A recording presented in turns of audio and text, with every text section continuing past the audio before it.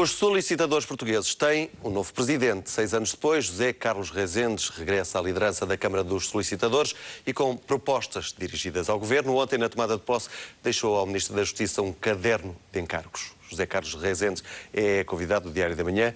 Muito bom dia. Bom dia. Uma atitude mais agressiva em relação à produção legislativa, era isto que estava no seu mandato, ou no seu manifesto intitulado Para uma Nova Realidade. Que propostas é que são estas? No que é que está contra a produção legislativa atualmente em Portugal? Nós temos uma postura que visa apresentar não só sugestões concretas relativamente a alterações legislativas e às propostas que vão sendo divulgadas, como também chamar a atenção que por vezes temos um excesso de produção legislativa. Aliás, demos um exemplo, que foi o caso da reforma da ação executiva, que foi implementada em 2003, ainda sem estarem garantidos todos os meios que estavam propostos nessa alteração. Em 2008 foi feita uma profunda modificação e já se está a falar em fazer outra. E, portanto, achamos que deve-se avaliar as reformas, verificá-las, monitorizá-las e só depois fazer as alterações de uma forma bastante ponderada. Portanto, produz-se a mais para depois, na prática, não ter qualquer eficácia. É um lugar comum que muitas vezes há uma tentação de se alterar as leis e, através da alteração das leis, conseguir tentar-se modificar e resolver os problemas. Os solicitadores têm sido atingidos com isso ou prejudicados com isso, nomeadamente nesta reforma da ação executiva?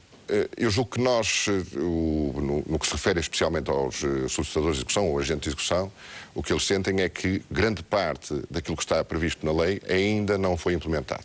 E citamos vários casos. Por exemplo, está previsto na alteração de 2008 que passariam a fazer citações aos credores privilegiados. As citações privilegiadas é quando se tem que chamar a um processo todos aqueles que poderão ter o privilégio de reclamar as suas dívidas através de meios eletrónicos. E continuam-se a fazer isto por cartas, fazendo-se perto de 1 milhão de cartas anuais relativamente inúteis por uma disposição legal que não há meio de se conseguir pôr na prática a funcionar. Atualmente o Ministério tem feito um esforço nesse sentido, está previsto agora nas próximas semanas, finalmente, pôr essa funcionalidade a trabalhar. Mas uma coisa que existia nesse processo na ação executiva em 2013 era que vocês tinham mais poderes em todo este processo. Agora parece que há um passo atrás e os tribunais passam a ter mais poder. Em 2008 foram dadas muitas mais competências aos solicitadores e aos agentes de execução.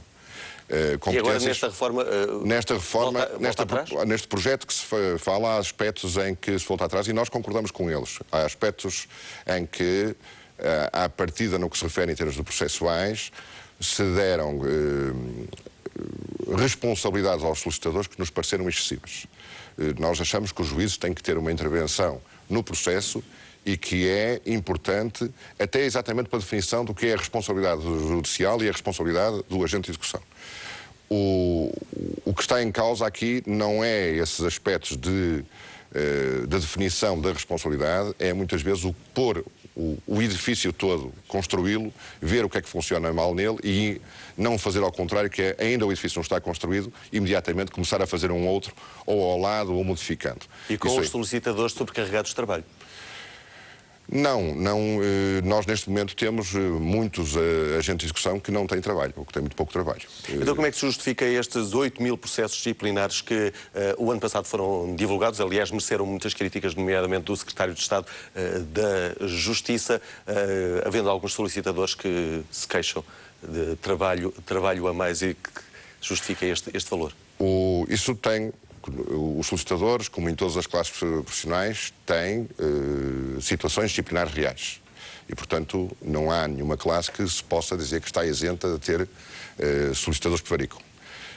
Para isso há mecanismos disciplinares, inclusivamente em 2008 criou-se uma comissão especial, independente, completamente autónoma, que assegura o processo disciplinar e as fiscalizações dos solicitadores, que é a Comissão para a Eficácia das Execuções. Mas esses 8.000 processos disciplinares têm uma explicação. Por exemplo, atualmente com a Comissão de Eficácia e Execuções existem perto de 100 processos disciplinares anuais.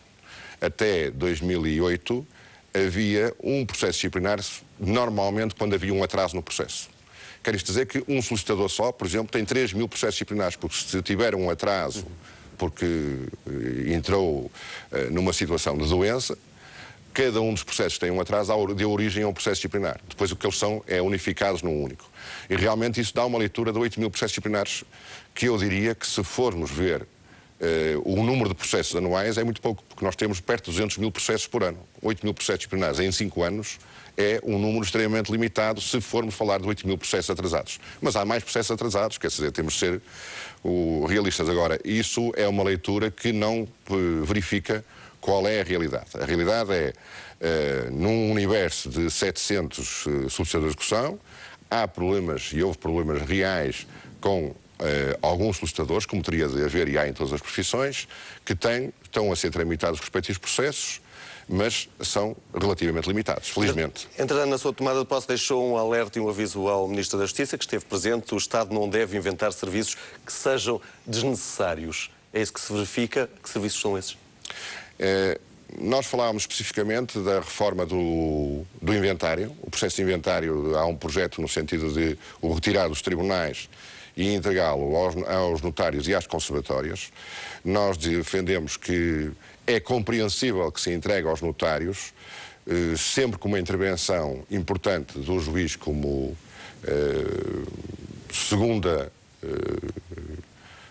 barreira para efeitos de reclamação, mas não conseguimos perceber que se entrega às conservatórias, que é um serviço público, em que funcionários entram em concorrência direta com os notários, obtendo mais informações e melhores meios e sem terem que pagar instalações, sem terem que pagar vencimentos, de uma forma que é exatamente isso: inventar serviços para tentar justificar a sua existência. José Carlos Rezendes foi presidente da Câmara dos Solicitadores entre 1999 e 2004, 2 mandatos, que é o máximo permitido. Regressou ao local, entre aspas, do crime, para pôr a casa em ordem, ou para... porque gosta do caso? É evidente que regressei porque gosto, mas também porque fui pressionado por muitos colegas e